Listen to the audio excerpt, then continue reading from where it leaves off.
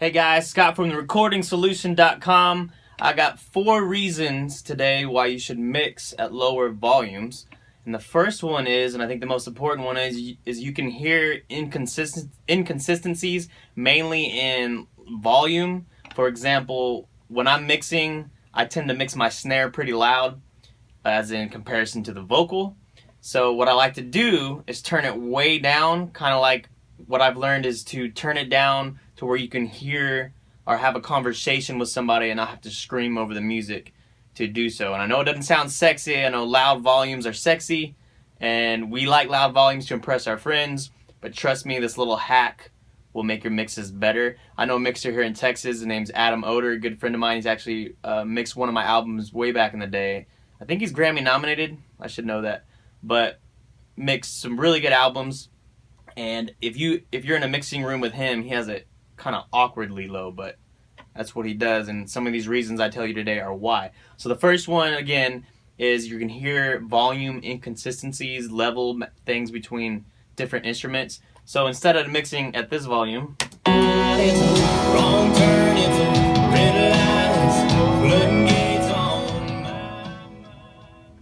I'll turn it down like this.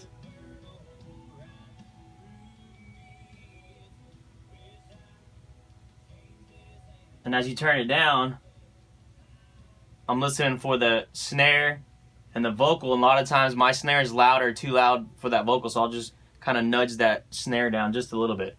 So that's one trick I do. And I took some notes so I don't forget what I tell you. And then 2, if you're mixing at loud volumes, which, like I said, it's fun and sexy.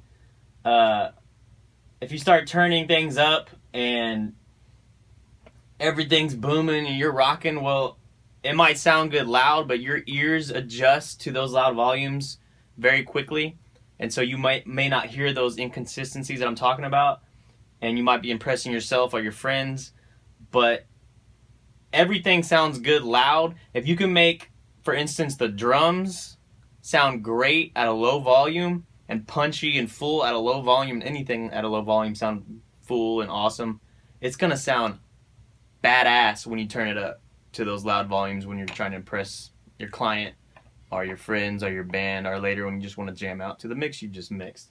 I get it. But if you can make everything sound good at lower volumes, it's going to sound awesome at higher volumes, trust me. The third one is you can mix longer. Our ears get fatigued, like I said earlier. When you mix at loud volumes, say you're an engineer and you have a client and you're mixing a whole album and you have 3 days to mix the album. You said you're going to deliver it during those 3 days or that week. So you need to be mixing and mixing and mixing. If you're constantly having that volume cranked, your ears are going to get tired. It's going to get fatigued. They're going to be inconsistent. You're not going to mix one song as well as the next song down the line. So you might need to mix a few songs in a day. And if you're tiring your ears out on song 1, it's no bueno.